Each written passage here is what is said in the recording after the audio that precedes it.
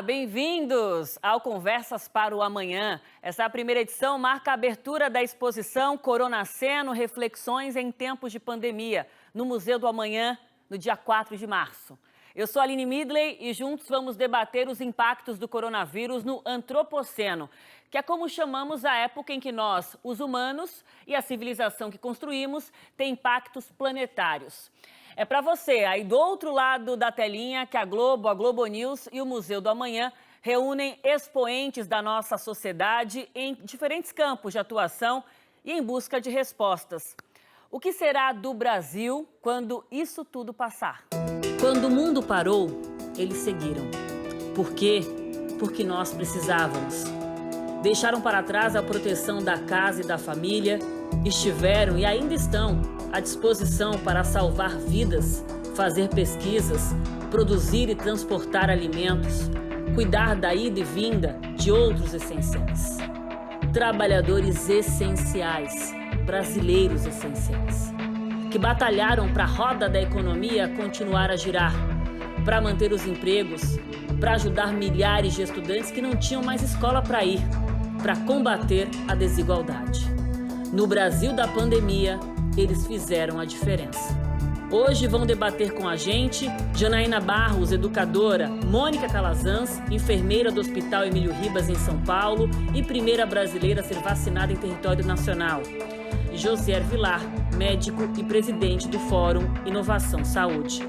Bom, primeiro quero dividir a minha alegria aqui de estar com vocês. Cada um aqui representa algo tão importante no processo de comprometimento individual no enfrentamento a essa pandemia. Cada um de vocês nos seus campos, né, na saúde, na educação. Então, primeiro, sejam muito bem-vindos aqui a esse encontro de fortalecimento para a gente olhar para o presente e para o futuro.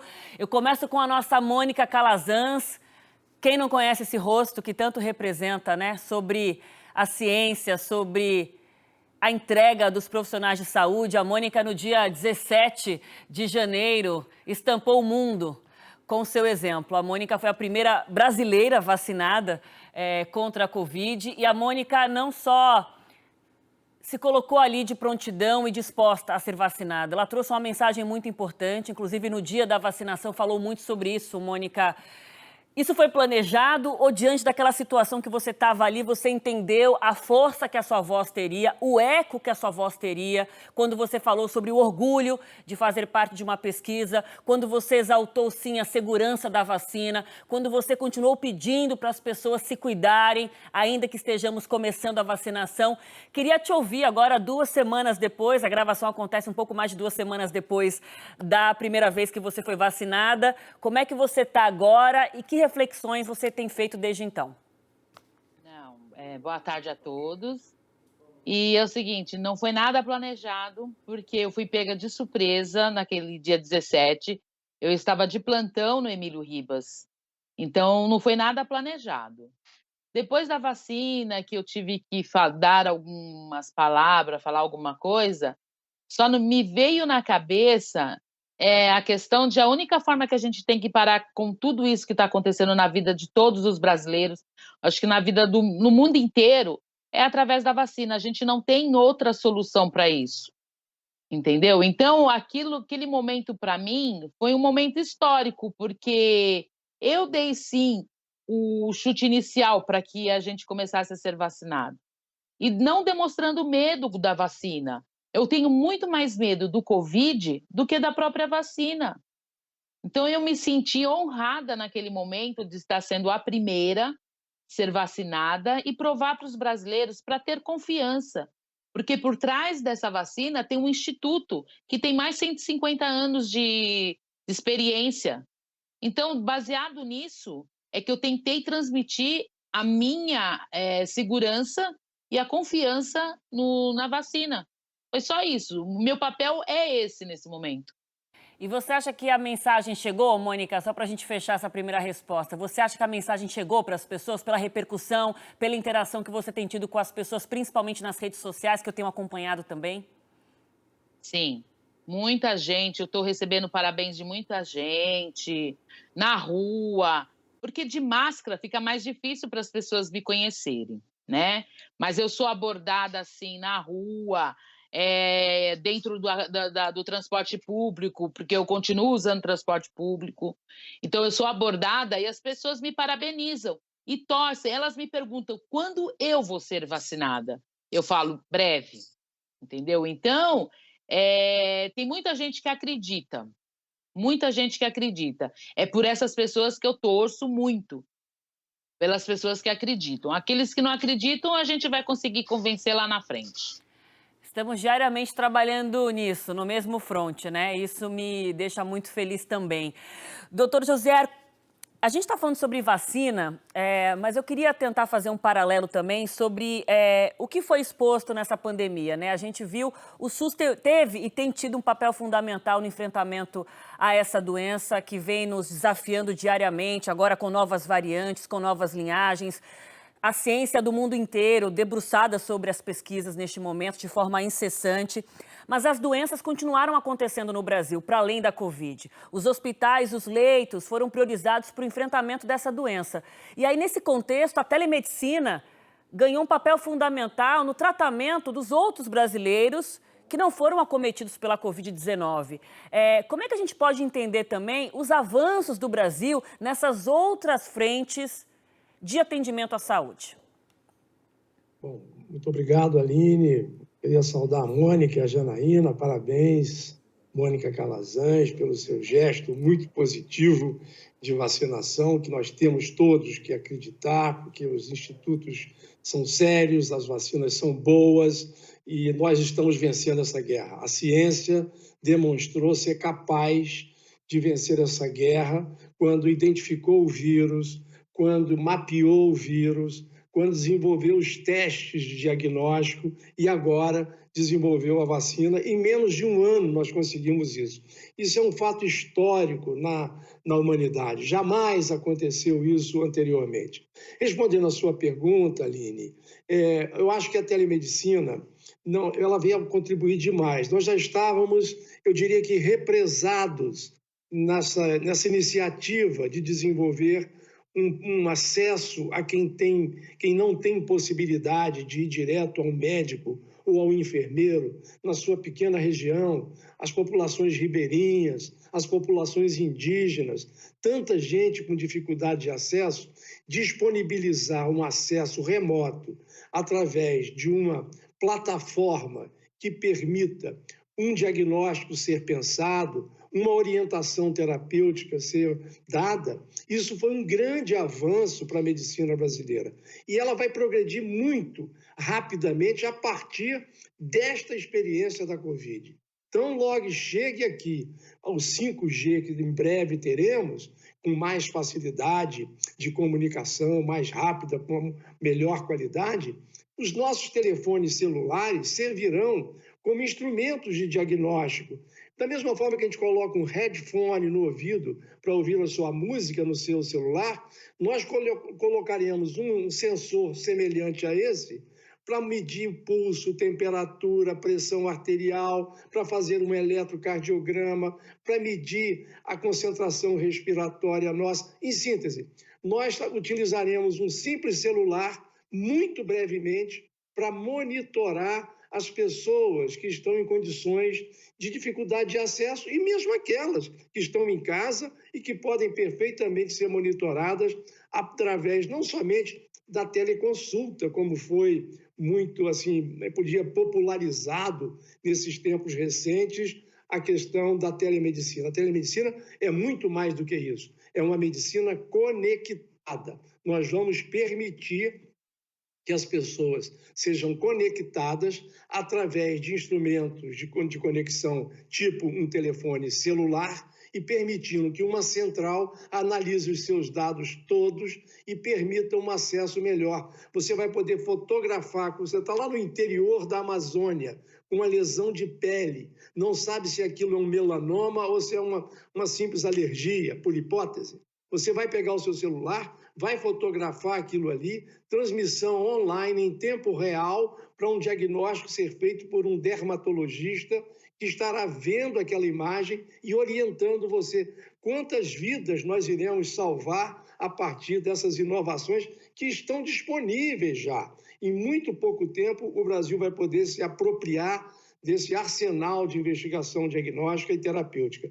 E isto é um saldo positivo que essa terrível pandemia nos deixa, a necessidade de acelerarmos a inovação dentro da saúde brasileira. E, professora Janaína, isso que o doutor Josier traz vale talvez de forma igual, eu diria, para a educação. Porque sem o acesso à tecnologia, à rede, à plenitude de uma rede móvel com qualidade, uma rede Wi-Fi, muitos alunos, principalmente da rede pública e de regiões mais distantes dos grandes centros do país, sofreram ainda mais com as escolas fechadas. Mas, ao mesmo tempo, a gente viu, com muita surpresa e com muita admiração, iniciativas fantásticas de docentes pelo país tentando se desdobrar e conseguindo, driblando a falta de acesso a recurso digital para conseguir se manter perto dos alunos, para conseguir manter os alunos motivados dentro de casa. O que a senhora observou nesse processo que foi interessante, que pode ficar para a gente de herança, tentando olhar positivamente, fazendo as críticas, claro, mas olhando positivamente para o que deu certo, para o que a gente conseguiu superar nesses abismos de acesso também ao digital no Brasil? Oi, Aline, boa tarde. Obrigada pelo convite. Estar aqui sempre é um prazer poder falar em nome dos professores. Se nós tivéssemos que falar qual foi a iniciativa que deu certo, a gente teria uma lista enorme, né? A gente viu materiais digitais nas redes sociais, a gente viu trabalho focado em orientar famílias, principalmente para os alunos menores. Nós vimos cadernos de atividades disponibilizados em sites de secretarias, vimos videoaulas gravadas por professores que nunca tinham experimentado gravar suas aulas. Nós vimos aulas ao vivo, online, os professores utilizando plataformas até então desconhecidas. Vimos até aula pelo rádio local, né? Então, qual foi a melhor iniciativa? Eu tenho certeza, foi aquela que atendeu, Aline, as pessoas daquela comunidade.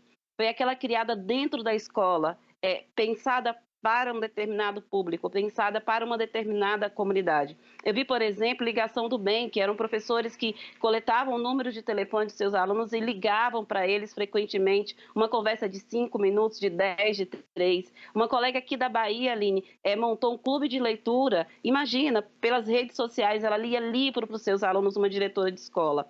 Aqui na escola onde eu trabalho, nós organizamos 60 alunos, eles eram monitores, então produzíamos um roteiro de atividade em PDF, encaminhávamos para esses monitores, formávamos esses monitores, ouvíamos esses monitores, eles nos ajudaram a replanejar. Então, se eu tivesse que listar qual foi a melhor iniciativa, eu diria foi toda aquela movida por um senso latente de humanidade, aquela que antecipou que manter a comunicação com os alunos era essencial.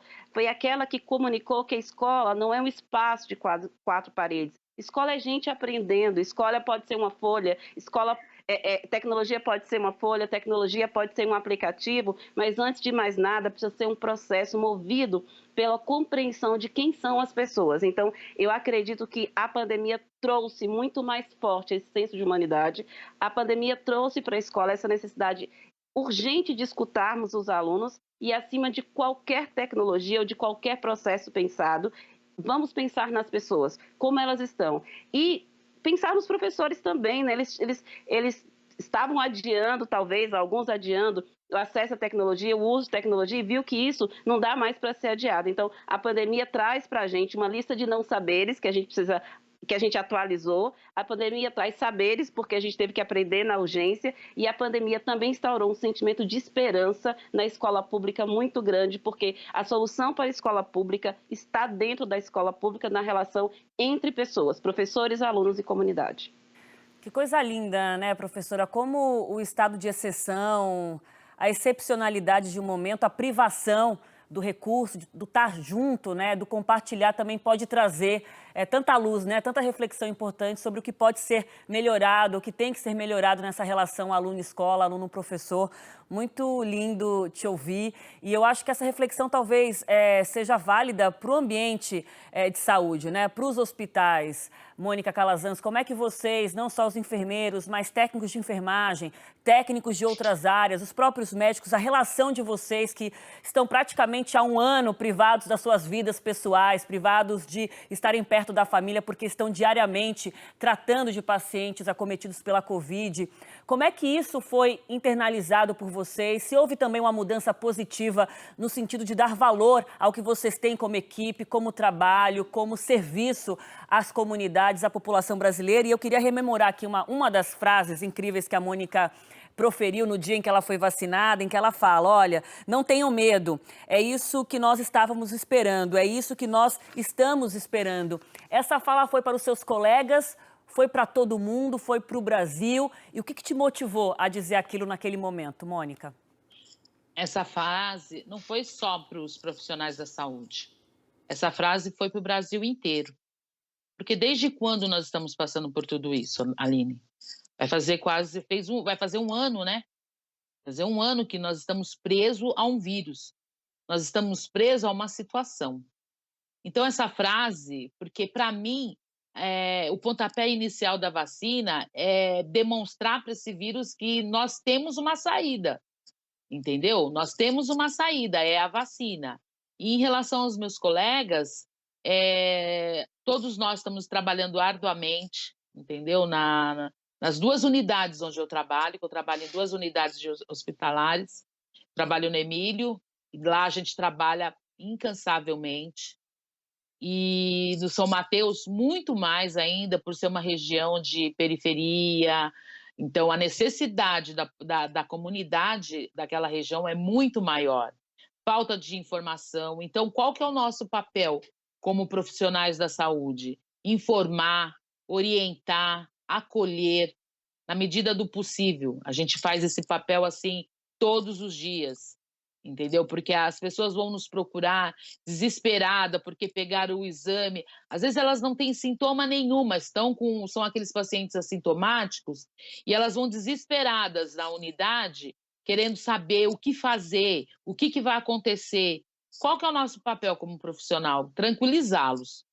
Entendeu? Tranquilizá-los, porque o que eles mais têm medo é só da morte, é justamente da morte. E ouvindo esse número de mortes que nós tivemos por conta do Covid, deixam eles num desespero que a gente tenta tranquilizá-los da melhor forma.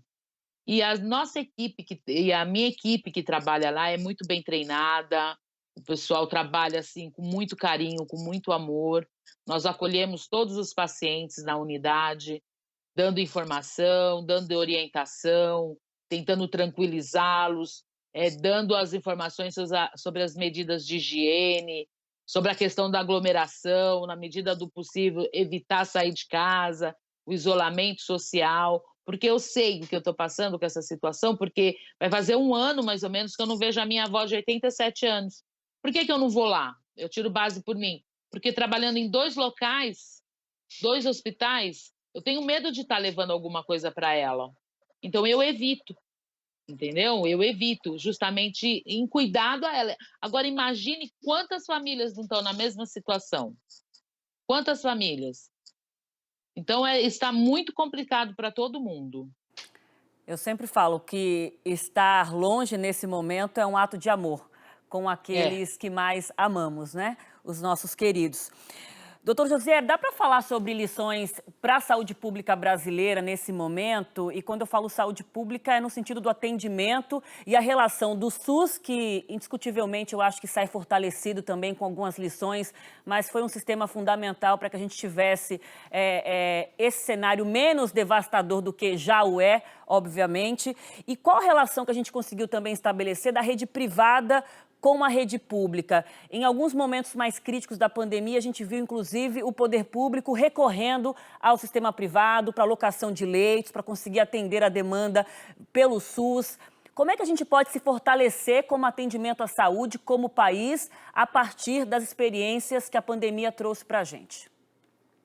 Olha, Aline, eu penso que, primeiro, eu queria mais uma vez, até de uma forma muito emocionada, agradecer a Mônica Calazans e todos os profissionais de saúde, fisioterapeutas, médicos, enfermeiros, os técnicos de enfermagem, que estão ali no dia a dia, trabalhando um dia num hospital como a Mônica, no outro dia em outro hospital, entre um trabalho e outro, ainda tem que cuidar das suas casas, dos seus filhos, do seu marido, enfim, da sua família.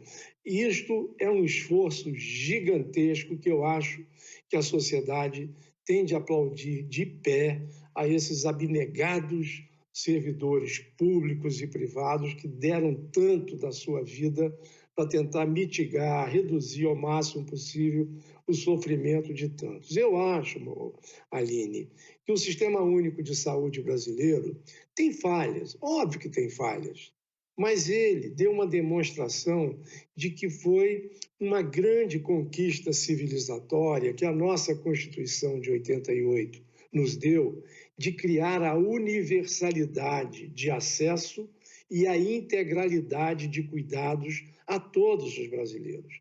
Eu sei que em lugares aqui ou acolá, o SUS não funciona como deveria, tem falhas de recursos humanos, tem deficiência de financiamento, aliás, tem sido desfinanciado, mas nós demos uma demonstração de que é possível atender a toda a população brasileira de uma maneira equânime.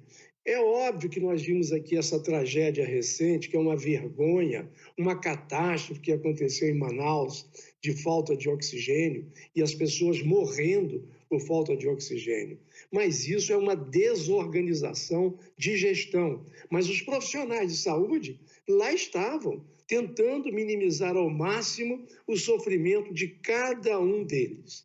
E eu acho, sabe, Aline, eu li recentemente que a antropóloga Margarete Min, ela fazendo uma palestra numa universidade americana, ela já falecida, em 78, um aluno perguntou a ela qual era, dentro da sua vasta experiência em antropologia, a primeira evidência de um processo civilizatório tinha começado no mundo.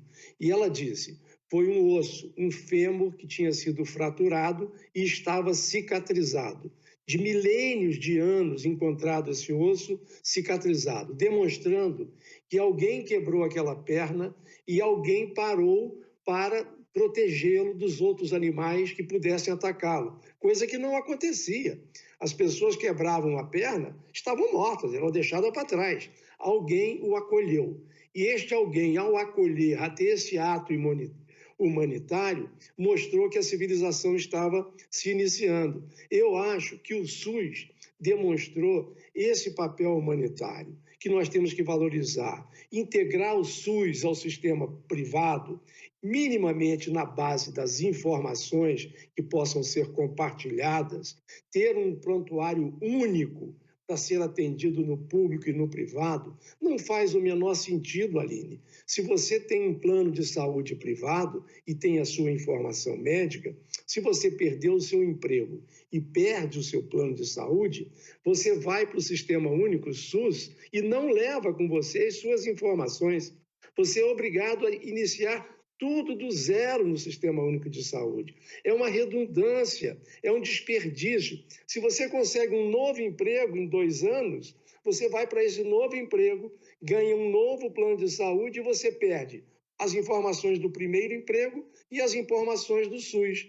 Então, nós jogamos dinheiro fora. É uma decisão política que temos que integrar o público ao privado na base da informação básica, para que o médico, seja do público, seja do privado, possa te orientar de uma forma correta. Eu acho que nós demos grandes passos no sentido de integração. A percepção de que o acolhimento, a solidariedade, o humanismo é preciso existir, não pode existir uma diferença entre o público e o privado. Todo o setor tem que estar integrado e de uma forma colaborativa. É o que nós chamamos de economia colaborativa, é um ajudando o outro naquilo que precisa. Foi assim com a cessão de leitos privados, o setor privado se unindo para poder fortalecer o SUS através de insumos, respiradores, monitores, máscaras, luvas. Foram muita coisa integrada, doada para o privado, que tinha condições de adquirir, para o público e não tinha, permitindo que milhares de vidas fossem salvas a partir daí. É este ato imunitário que mostra que a civilização está avançando.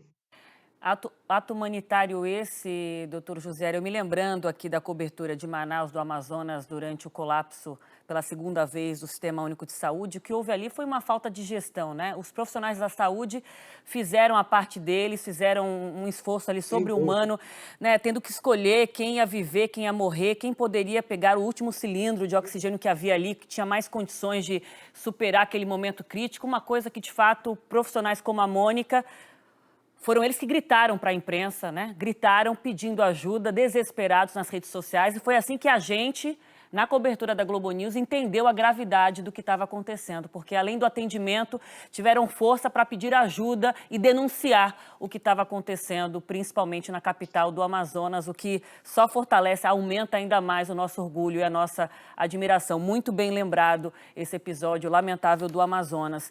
O doutor Josié, Janaína, falando sobre essa relação do público e privado, eu acho que isso me traz também uma pergunta para você nessa mesma direção na educação.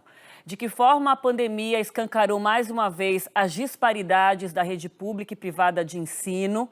A gente sabe que, assim como vai acontecer com a saúde, na educação é bem provável que haja uma migração grande de quem vinha dos convênios médicos para o SUS e quem vinha da rede privada de ensino para a rede pública, porque o desemprego vai continuar, a crise econômica vai se acentuar para muitas famílias nesse ano de 2021. Como é que vocês, na educação, estão observando isso no momento em que sabemos há uma clara diferença de acesso a recurso, a estrutura na rede pública em relação às escolas particulares? Como garantir que esse fosso seja cada vez menos profundo e que o acesso seja cada vez mais igualitário? Aline, essa é uma pergunta importante, mas eu gostaria de voltar em alguns aspectos da própria educação pública que a gente não pode perder de vista. Antes da pandemia, 96% dos alunos em idade escolar estavam matriculados, mas nós tínhamos 59,2% apenas que conseguiam terminar o ensino médio na idade certa. Nós já tínhamos questões estruturais na educação pública que eram desafios a ser vencidos, como evasão muito alta, formação de professores, tínhamos questões transversais, como questões relacionadas a gênero, raça e renda. Nós tínhamos crianças, metade das crianças que deveriam saber ler e escrever na idade de entre 8 e 9 anos não sabia ler e escrever. Nós tínhamos 7% de adolescentes com 15 anos que não liam, sem falar no analfabetismo funcional.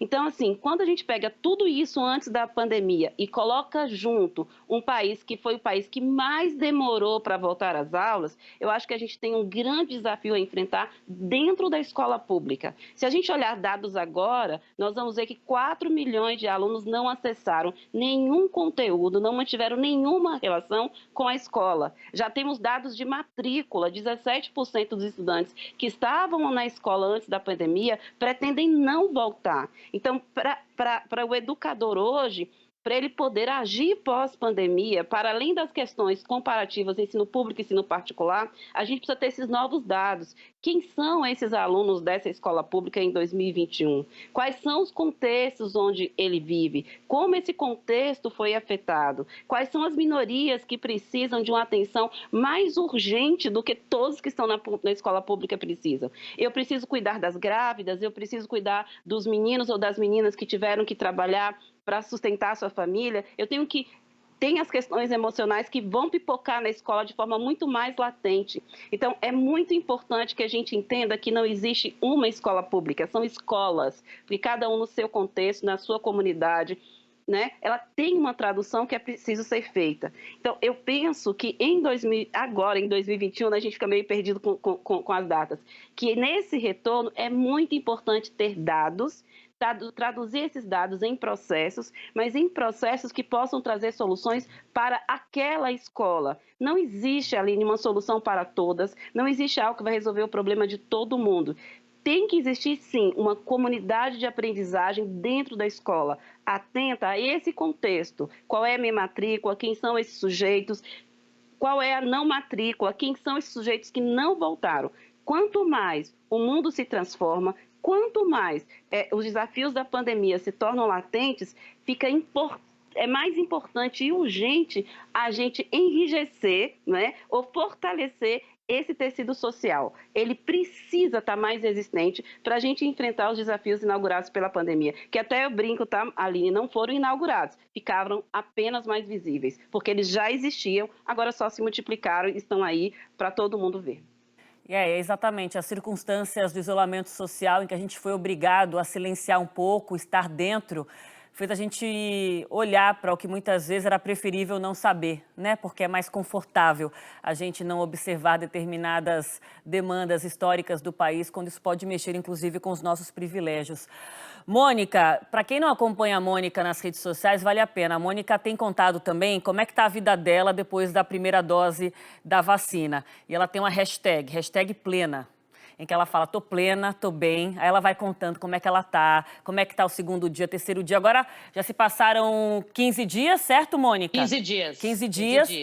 Esse nosso encontro vai ao ar mais para frente, mas eu acho que é legal a gente contar um pouco do cuidado, né, e do esforço que a Mônica tem de contar para as pessoas o pós-vacina, como é que ela está se saindo. E, na verdade, isso é só um preâmbulo para eu perguntar para você, Mônica, como é que está a vida dos seus colegas nos hospitais, né? Não só dos vacinados, mas dos que não foram vacinados. E relembrando aqui um levantamento chocante do ano passado, que a gente divulgou na Globo News, dando conta do Conselho Internacional de Enfermagem, que os profissionais de saúde do Brasil, os enfermeiros, em algum momento da pandemia, foram os que mais morreram vítimas da Covid no mundo, o que dá uma ideia para a gente do nível de exposição e de risco que vocês têm passado nesse quase um ano. Como é que vocês estão agora? Qual que é o principal medo de quem está nessa linha de frente do enfrentamento à Covid, Mônica? O medo continua dos meus amigos, né, que ainda não tomaram vacina. Mas, assim, quem ainda não tomou é um número muito pequeno.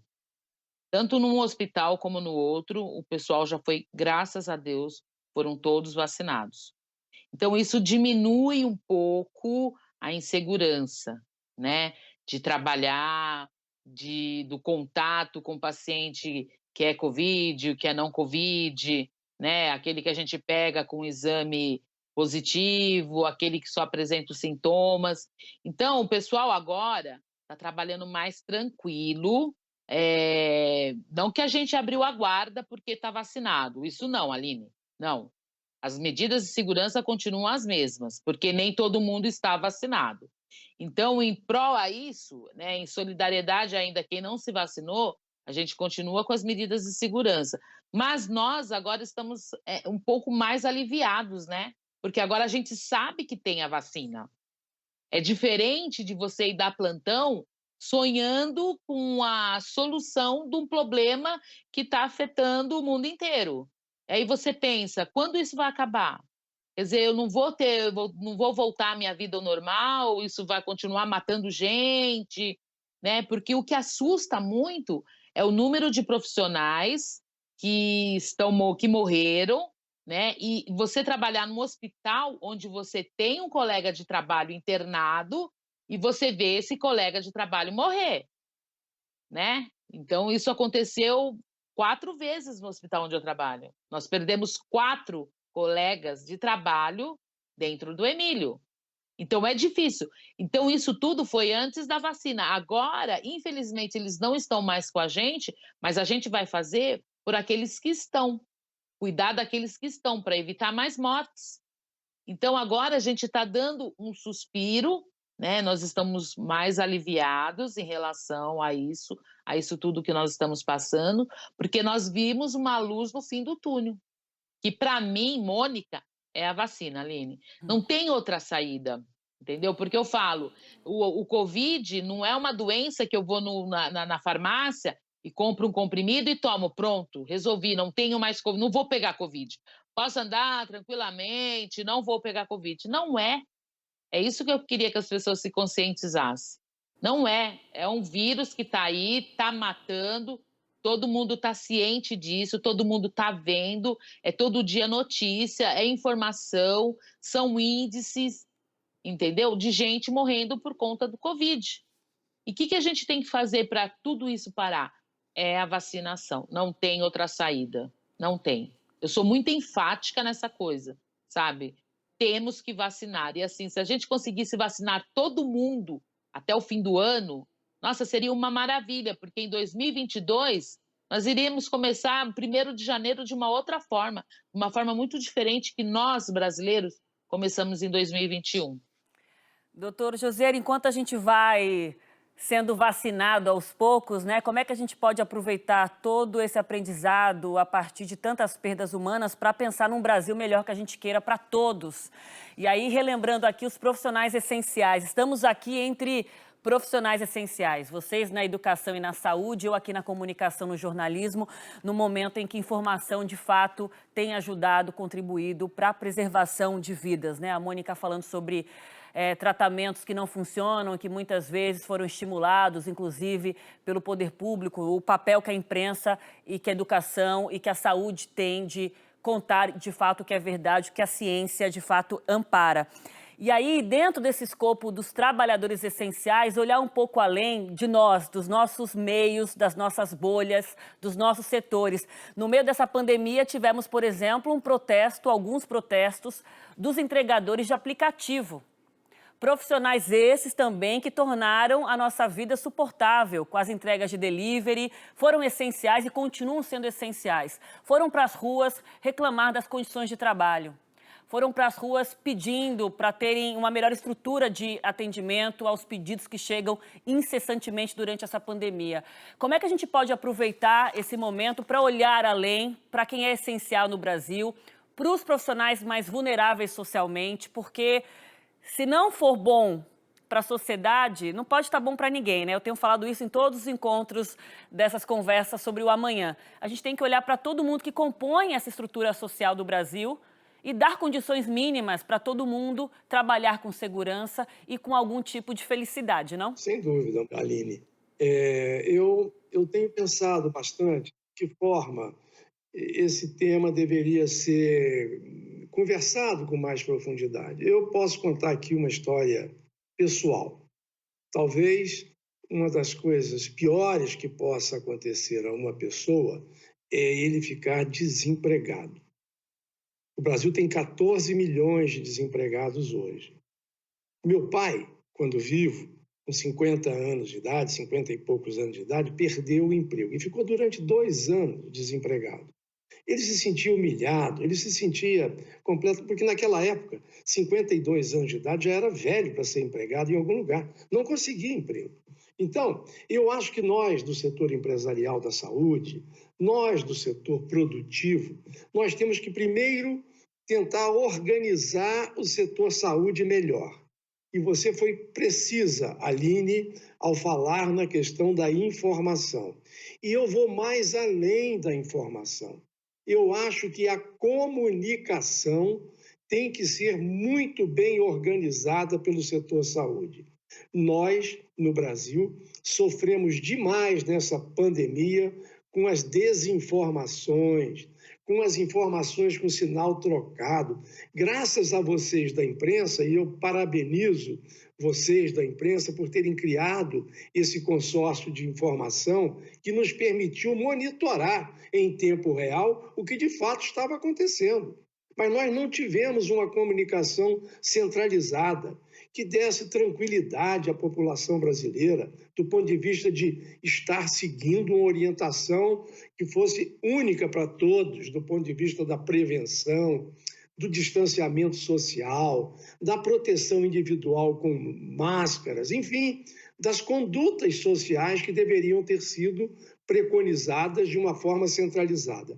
Infelizmente, por diversas razões, não aconteceu isso, o que foi uma tragédia do ponto de vista da comunicação sanitária e que é responsável por uma grande parte do fracasso durante essa pandemia, foi esta comunicação enviesada que muitas vezes aconteceu. A segunda coisa, Aline, que eu acho que precisamos ter é um atlas sanitário. Nós precisamos saber, a pandemia mostrou isso, que nós não tínhamos a menor ideia do que tinha de capacidade instalada nos diversos estados do Brasil. Quantos hospitais, quantos leitos, quais tinham serviços de emergência, de CTI, de equipamento, se tinha tomografia computadorizada ou não, se tem respirador ou não, não sabíamos e não sabemos ainda, não sabemos. Então, um aprendizado que a pandemia nos deu é que nós precisamos urgentemente fazer um desenho de um atlas sanitário que englobe o setor público e o privado, para que todos saibam aonde estão os equipamentos instalados no Brasil e, numa necessidade qualquer, eu possa remover de um ponto para outro aquilo que precisa ser removido. Terceiro, é a qualificação das pessoas. Nós precisamos fazer um esforço educacional, corporativo na saúde brasileira, de qualificar pessoas, os profissionais de saúde, de uma forma homogênea.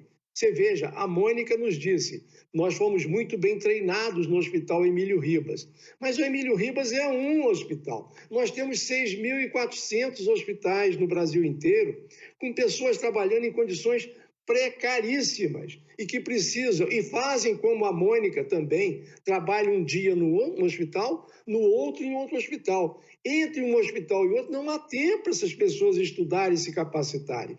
Elas têm que ser treinadas e capacitadas dentro dos seus hospitais, criando uma regra de comportamento, de treinamento, não somente técnico, mas comportamental. Eu assisti assim, algumas evidências muito tristes de filas de pessoas nas portas dos hospitais do Brasil inteiro para saber notícia do seu familiar que estava com Covid, numa UTI, sem contato, e a informação era dada por uma pessoa completamente sem preparo dessa comunicação. Então, nós temos que fazer não somente treinamento técnico, mas comportamental. E, por fim, nós precisamos reduzir a nossa dependência externa dos insumos básicos da saúde. Não faz o menor sentido. A globalização nos levou para um caminho equivocado, com certeza absoluta. Nós não podemos depender mais da China e da Índia para comprar respiradores, monitores, luvas, máscaras, enfim, coisas dessa ordem, coisas desde a mais simples produção à mais complexa. O Brasil tem que retomar a discussão de construir um complexo industrial de saúde e que garanta minimamente um estoque estratégico, porque outras epidemias poderão vir. Então, para que isto tudo possa acontecendo, tudo isto, a economia volta a ser retomada com as vacinas que estão chegando. Estão chegando nesta semana o insumo farmacológico ativo, a farmacêutico ativo, já ser entregue esta semana para a Butantan e no final de semana para a Fiocruz. Nós temos capacidade de produzir 1.700.000 doses de vacinas por dia. Como disse a Mônica, vacinou todo mundo e eu espero que até agosto deste ano nós tenhamos vacinado 70% da população-alvo e, com isso, atingiremos a imunidade coletiva, também conhecida como imunidade de rebanho, e a economia volte a crescer e essas pessoas que perderam seus empregos ou que ficaram subempregados possam retomar a plenitude da sua vida. Nada pior para um cidadão do que o desemprego, o subemprego, a precarização dos empregos. Nós temos um compromisso que temos que ter, o empresariado brasileiro, de manter minimamente o seu grupo de empregados ativos para esperar esses meses mais para que eles possam retomar a atividade plena.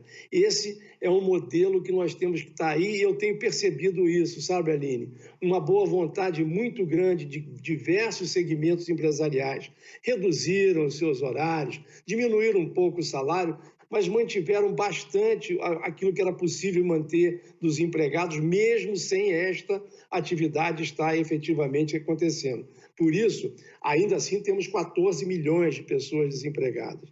Nós precisamos retomar essa economia. As vacinas têm que chegar logo e, graças a Deus, temos 2 institutos no Brasil que nos orgulham e nos honram. Butantan em São Paulo, Fiocruz no Rio de Janeiro, com indústrias que são capazes de produzir aquilo que a população brasileira mais precisa nesse momento, que é a vacina, para nós nos libertarmos do medo, dessa tristeza, dessa angústia de não podermos estar presencialmente, inclusive conversando com você aí, Aline, nesse encontro que poderia estar sendo feito muito mais presencial do que à distância. É claro que sempre vai ser muito melhor, né, gente? Sentir o calor do outro, olho no olho. A gente vai chegar lá, doutor José. Eu acredito muito nisso, que em breve a gente vai conseguir acelerar esse processo de produção da vacina em território brasileiro com mais autonomia para que Butantan e Fiocruz consigam trabalhar com a plenitude, né, que são capazes de alcançar. Falando em plenitude, professora Janaína, sabemos que contra o desemprego, contra a precarização do trabalho, contra a baixa qualificação, a educação é fundamental, a educação de base, o ponto de partida, né, de todos nós como formação humana e educacional. Como é que os professores se sentem hoje nessa volta gradual que tem acontecido das aulas presenciais? Existe algum tipo de plenitude nesse retorno, ainda que em condições de muita insegurança? Porque essa volta segura vai ser fundamental, eu imagino, para que a aprendizagem consiga ser resgatada da melhor forma possível, né? Aline, acho que é importante a gente ressaltar que o que move o educador, na maioria das vezes, são os desafios da educação, né? Nós somos movidos por isso, nós temos uma esperança muito grande de que os desafios da educação possam ser resolvidos. As questões da pandemia, eu acho que o desejo de todo educador é que tenha um engajamento muito maior da sociedade, do poder público, frente aos desafios da educação. Nós temos um engajamento muito superficial, Aline. Nós falamos muito que educação é prioridade, mas as ações efetivas elas não chegam. A gente pode observar quanto hoje nós estamos falando da ausência de banheiros, da ausência de uma pia para lavar as mãos, da ausência de uma quadra coberta, da ausência de espaços para que a gente possa dividir as turmas e trazer mais segurança, da ausência de um espaço para que eles possam sentar, comer, da ausência de pessoal para que possa fazer a limpeza de 3 em 3 horas, da ausência de recursos básicos para esses professores da aula. Então, eu acredito sim que temos um medo muito grande de sermos contaminados, temos também medo de levarmos o vírus para as nossas famílias e para a família dos alunos. Mas eu acho que tem um sentimento, tem um grito hoje no grupo dos educadores que é: vamos nos engajar de forma efetiva. Né? Os problemas da educação eles já existiam, a pandemia só os intensificaram. Só que se nós não tivermos cuidado, se nós não batermos o pé, se nós não mobilizarmos essa sociedade, Aline, nós vamos voltar e problemas estruturais da educação vão permanecer. Tá? Outro ponto que eu acredito que os professores estão aí se movimentando, falando e comentando é a formação em serviço. Nós temos desafios da educação para os quais nós precisamos ser formados. Nós vamos precisar ouvir mais, vamos precisar acolher mais, vamos ter mais alunos com questões emocionais para resolver, vamos ter mais colegas com questões emocionais para resolver, porque todos nós sofremos na pandemia. Então, acredito que a gente está aí lutando para que esse retorno não cale os gritos que já estavam presentes na escola pública, um grito de engajamento prático e efetivo para uma educação pública de qualidade que nós precisamos e é o que vai mudar a história desse país. Professora Janaína, eu estou aqui, é impossível não te fazer uma segunda pergunta complementar diante dessa provocação justíssima que você traz para a gente sobre esse engajamento superficial, né? Essa retórica, muitas vezes vocal, educação pública, vamos cobrar, mas a sociedade civil não se envolve diretamente com isso. Qual que é o primeiro caminho? Eu, Aline, vou lá e me interesso pela escola pública do meu bairro. Vou lá tentar entender quais são as condições dos alunos. Ainda que eu não tenha filho, ainda que meus filhos estejam na rede privada, por onde começa esse engajamento mais real? É conhecendo o seu espaço, como a educação na tua área, por exemplo, acontece? É um caminho? Aline, eu vou fazer assim como vocês disseram, vou contar uma história. Eu acho que eu sou uma educadora de narrativas. Em 2019, um grupo de 3 alunos da escola que eu trabalho, eles construíram um foguete para participar de uma competição de astronomia. O foguete que eles construíram na escola batia recordes anteriores. Nessa competição, nunca tinha participado uma escola pública, muito menos uma escola pública do Nordeste. Eles tinham foguete, eles sabiam defender, sabiam muito sobre astronomia, física e química, tá? Sabiam defender o produto dele, mas nós não conseguíamos participar dessa experiência que era no Rio de Janeiro. E aí alguém me perguntou, né? Por que a escola pública tem tantos desafios se tem tantos educadores bons? E aí me citou como exemplo. E eu disse, a escola pública tem bons educadores, a escola pública faz um trabalho de excelência e a gente está precisando divulgar. A escola pública tem educadores que estudam, que se engajam, mas a escola pública precisa de condições para que esses estudantes entendam que estudar, Aline, faz sentido, que estudar vale a pena. Nós temos aí, pergunte aos meus pais, eu sou a primeira da minha família que conseguiu fazer faculdade. Pergunte aos pais das escolas públicas o que foi de verdade que a escola pública trouxe, a educação trouxe de ganho para a sua família. Porque quando nós começarmos a entrar na escola, conhecer a narrativa dessas escolas, conhecer a narrativa dessas comunidades, entender quem são essas escolas, pelo que elas passam, nós vamos com certeza achar uma possibilidade de colaboração. É preciso entender que a escola pública, ela forma as pessoas do amanhã. A escola pública, ela fomenta a qualificação, a melhoria das pessoas da geração com as quais eu vou conviver na minha velhice. É importante entender, Aline, que escola pública não é para a classe A, B ou C. A escola pública é para fomentar uma geração de pessoas que vão viver com certeza num ambiente mais saudável, ter uma vida melhor se nós investirmos e unirmos esforços. Então, eu acho que é importante a gente entender que a escola pública hoje, ela concentra 80% dos jovens entre a idade escolar. Daqui a pouco é a nova geração. Então, se a comunidade não entender o papel da escola pública em melhorar a qualidade de vida do brasileiro, independente de qual classe social ele está, fica difícil a gente botar essa escola pública para frente, colocar essa escola pública para mostrar o que ela sabe fazer. Então, o engajamento é isso, é conhecer as histórias dessa escola, é incentivar as histórias dessa escola, é incentivar esses estudantes protagonistas dessa escola e, ao mesmo tempo, investir no futuro de cada cidade, de cada povoado, de cada estado. Hashtag fica a dica, né, minha gente? Agora é só se mexer e se interessar. Bom, doutor José, para a gente fechar, antes de eu trazer uma pensata final aqui para vocês três, o senhor falou bastante sobre a importância da integração de informações, do compartilhar, né, do histórico de saúde dos pacientes entre a rede pública e privada, SUS, né, e rede privada. O senhor também falou sobre a importância de desenvolver uma autonomia do Brasil para o desenvolvimento de vacinas no âmbito da Covid, inclusive, para que a gente não dependa tanto dos insumos importados, principalmente de China e Índia.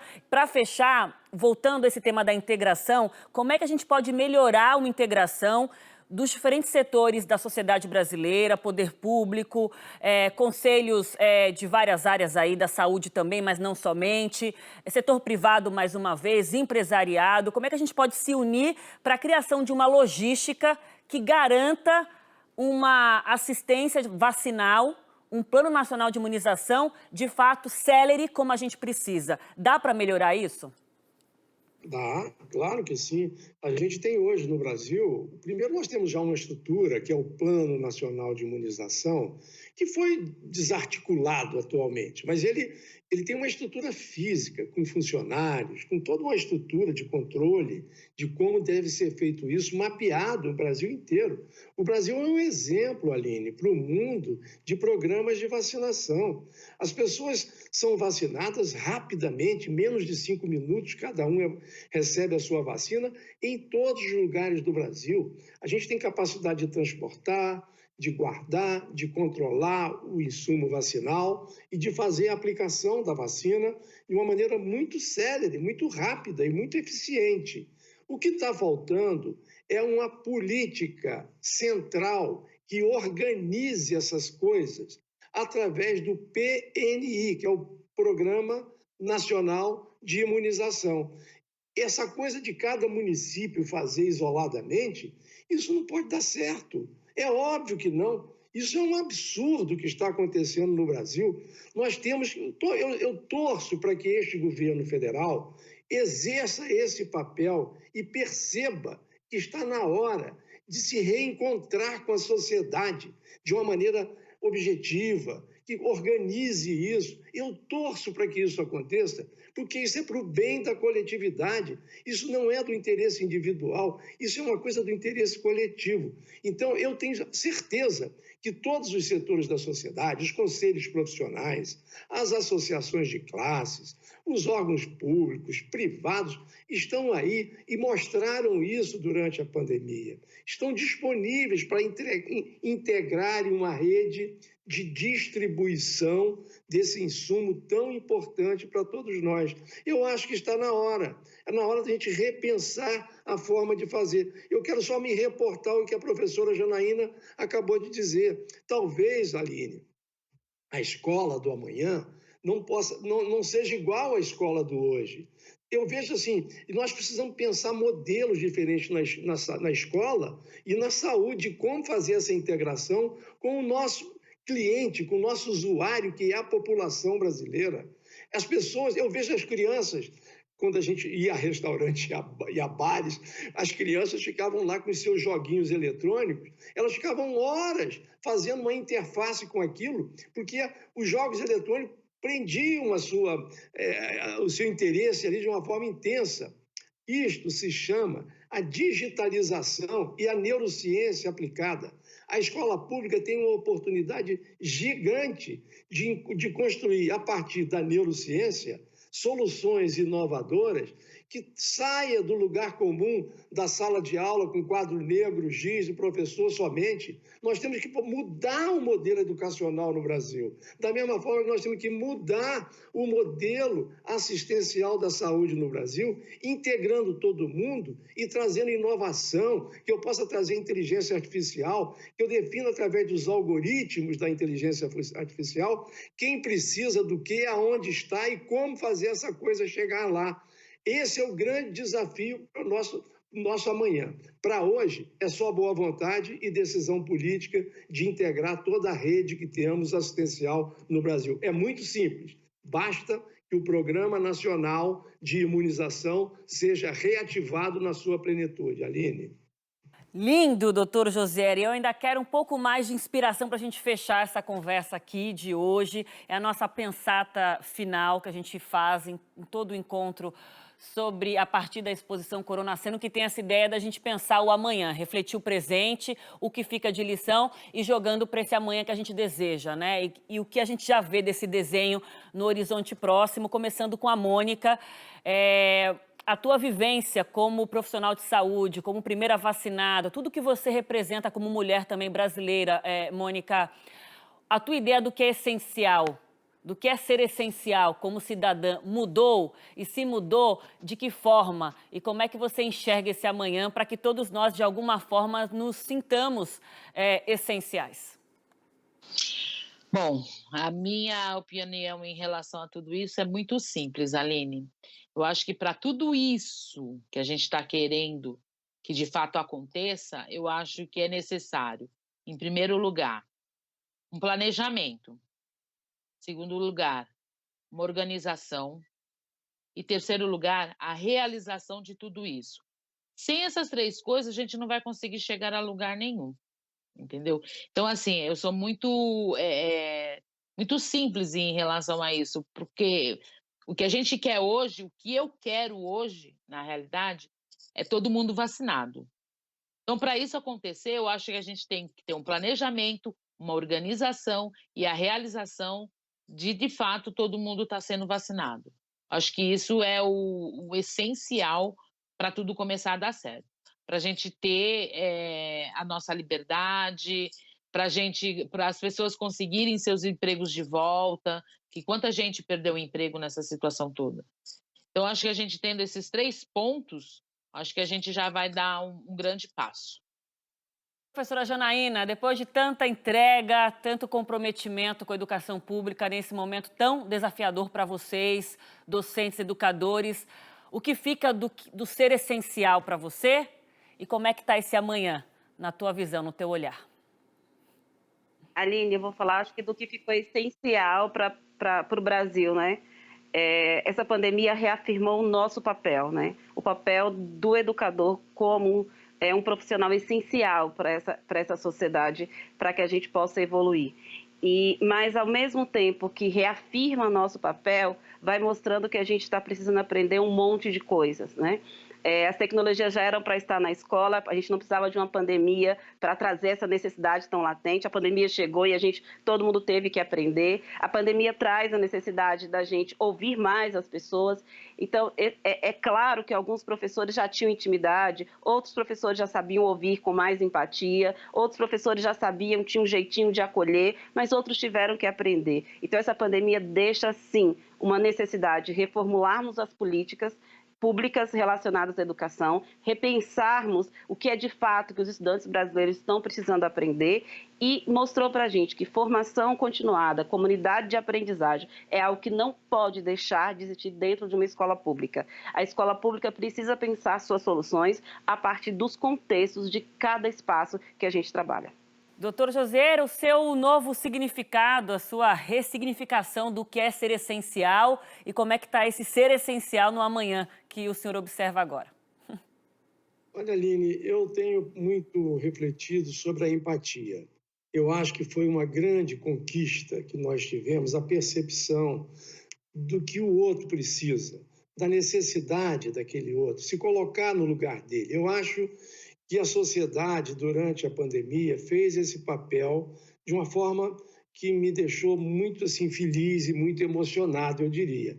Eu mesmo, Aline, participei de iniciativas com outras pessoas, várias pessoas, no Rio de Janeiro, onde eu vivo, e que nós lá fizemos um programa do Hotel Solidário, onde os profissionais de saúde saíam dos seus plantões e se dirigiam para aquele hotel, na região onde ele trabalhava, para ali ele poder tomar um banho, mudar de roupa, e no dia seguinte ele poder ir na sua casa, encontrar seu filho, sua mulher, sua mãe, seu pai, enfim. Ele ter os relações familiares sem o risco que a Mônica referiu, de levar para o seu familiar a contaminação, pelo menos esse conforto. E eu percebi que essa iniciativa, que um grupo grande de cariocas, de empresários cariocas, financiaram sem qualquer custo. Isso, para mim, foi uma iniciativa assim, muito rica, porque eram pessoas que não tinham nenhuma relação com o setor saúde propriamente dito, mas que perceberam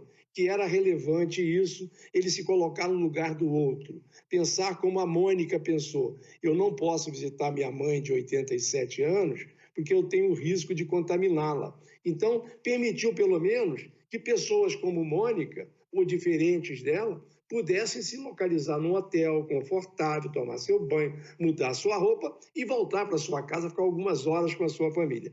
Eu acho que a empatia foi um grande legado que nos deixou ou está nos deixando essa pandemia. Espero que não seja temporária. Eu também espero que não seja temporário. Eu acho que empatia também, ela salva vidas, doutor José. Eu costumo dizer isso também bastante na cobertura. A empatia, ela tem impacto direto na preservação de vidas nesse momento difícil que a gente ainda enfrenta. E para encerrar, agradecendo demais aos três, eu queria pedir emprestado da Mônica Calazans uma palavra que ela tem usado muito nessa bandeira de conscientização que ela decidiu encampar a partir do fato de ser a primeira vacinada no Brasil, que é a palavra coerência. Eu acho essa palavra também uma palavra muito potente, muito importante. Eu acho que vocês três aqui representam o poder da coerência, a sinergia de prática e discurso. E por isso eu agradeço imensamente a disposição, o tempo, compartilhar aqui. Eu acho que saímos fortalecidos demais desse encontro. Um beijo grande para os três, com muita saúde, muita força. E daqui a pouquinho a gente vai aglomerar. Vamos conversar tudo de novo, com novas ideias, agora aglomerando, se abraçando e olhando para frente, olhando para o amanhã. Um beijo, muito obrigada aos três. Beijo. E deixo aqui também um convite para todo mundo. No dia 4 de março será aberta ao público aqui no Rio a nova exposição Coronaceno, Reflexões em Tempos de Pandemia, uma coprodução Museu do Amanhã e Globo. Essencial é ser humano, é estar presente. Diante dos desafios do Coronaceno, a solidariedade, com certeza, deixará uma marca definitiva quando isso tudo passar. Porque vai passar. Até a nossa próxima conversa.